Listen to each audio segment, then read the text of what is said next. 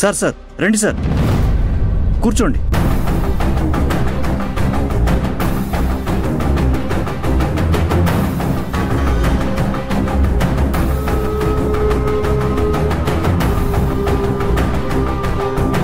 అమ్మా మంచు, నేను ఊళ్ళో లేంది చూసి వాళ్ళు నీతో విడాకుల పత్రం మీద సంతకం చేయించుకున్నారని తెలిసింది. ఆ సత్యకు 1,00,000 సార్లు చెప్పాను, మంజు నా కూతురు, ఎట్టి పరిస్థితుల్లో విడాకులివ్వొద్దని. వాడు నాకు చేతిలో చెయ్యేసి ఇవ్వనని ప్రమాణం చేశాడు.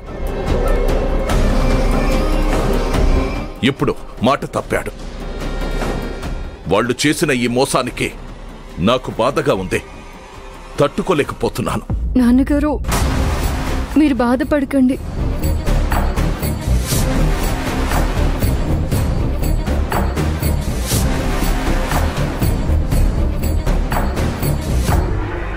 చూసావా పీహే, చూసావా? నాన్నగారు అని ప్రేమతో నా కూతురు నన్ను పిలుస్తోంది. మహానటుడు సార్ మీరు, మీకు తిరిగే లేదు. అయ్యో, మంజుకి ఈయనేదో జన్మనిచ్చిన తండ్రి కంటే ఎక్కువగా ఫీల్ అవుతున్నాడే. ఈయనకెందుకు బాధ? అడుక్కోవాలి, 2 ఓట్లు వేయించుకోవాలి, పక్కకు వెళ్ళాలి.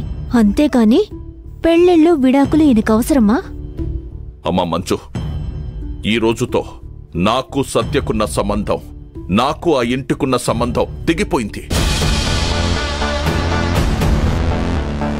ఇప్పుడే ఆ ఇంటికి వెళ్ళి వాళ్ళకి గట్టిగా బుద్ధి చెప్పి సరాసరి నీ దగ్గరికే వస్తున్నాను. మంచు తల్లి, నీ సంసారాన్ని నిలబెట్టనందుకు నన్ను క్షమించమ్మా.